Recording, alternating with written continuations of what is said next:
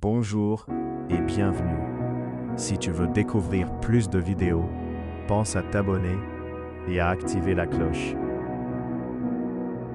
Le chemin du mystique à la lumière des Écritures, foi, jeûne, prière et transformation. Le mystique ne naît pas du hasard, ni d'un simple attrait pour le spirituel. Il naît d'une foi vivante, éprouvée et entretenue. La Bible nous rappelle que la foi est une ferme assurance des choses qu'on espère, une démonstration de celles qu'on ne voit pas. Cette foi n'est pas passive, elle engage tout l'être et appelle une réponse concrète. La prière, le jeûne, l'obéissance intérieure. Dans les Écritures, les hommes et les femmes profondément spirituels sont toujours présentés comme des êtres de discipline. Moïse jeûne 40 jours sur la montagne avant de recevoir la loi. Exode 34, 28. Élie marche 40 jours dans la force que lui donne la nourriture divine. 1 Roi 19, 8. Jésus lui-même commence son ministère par un jeûne et une prière prolongée dans le désert. Matthieu 4, 1 à 2. Ces exemples montrent que le jeûne n'est pas une option secondaire, mais un passage de transformation. Le jeûne, bibliquement, est un acte d'humilité et de recentrage. Il est écrit « Humiliez-vous donc sous la puissante main de Dieu, afin qu'il vous élève au temps convenable. » En jeûnant, l'homme reconnaît que sa vraie force ne vient pas seulement du pain, mais de Dieu, comme le rappelle Jésus. L'homme ne vivra pas de pain seulement, mais de toute parole qui sort de la bouche de Dieu.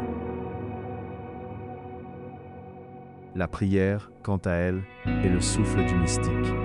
L'apôtre Paul exhorte « Priez sans cesse ».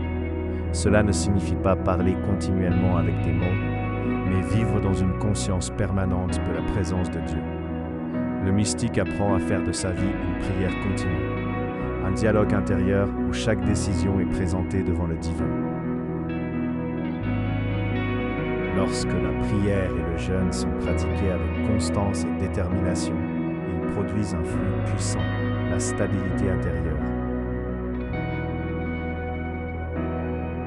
Jésus parle de cette solidité lorsqu'il dit « Celui qui écoute mes paroles et les met en pratique est semblable à un homme prudent qui a bâti sa maison sur le roc. » Le roc, ici, n'est pas l'absence de tempête, mais une fondation intérieure capable de résister au vent. Cette stabilité est ce que la Bible appelle la maturité spirituelle. Paul écrit « Afin que nous ne soyons plus des enfants, flottants et emportés à tout vent de doctrine. » Le mystique n'est plus instable, car sa foi est enracinée. Il ne dépend plus uniquement des émotions ou des circonstances, mais d'une relation profonde avec Dieu. La discipline spirituelle développe alors un véritable pouvoir intérieur. Jésus dit « Le royaume de Dieu est au-dedans de vous. »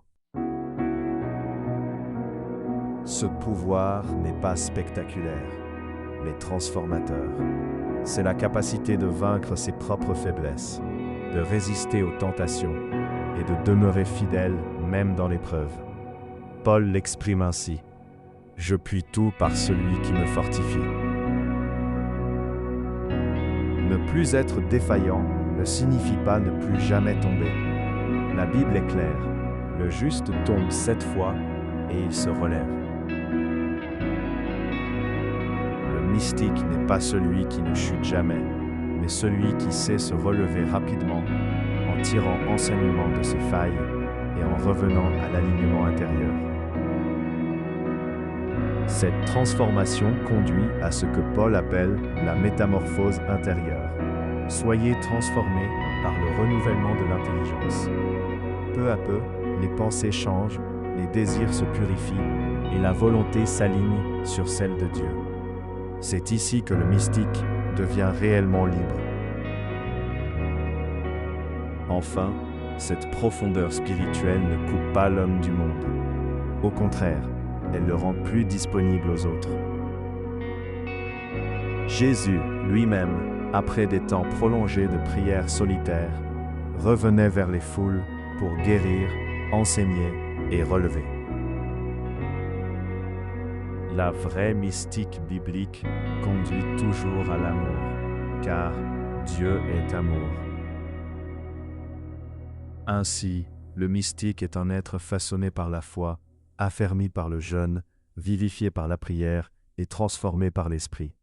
Sa force est intérieure, son autorité est spirituelle, et sa vie devient un témoignage vivant de cette parole. Ce n'est plus moi qui vis, c'est Christ qui vit en moi.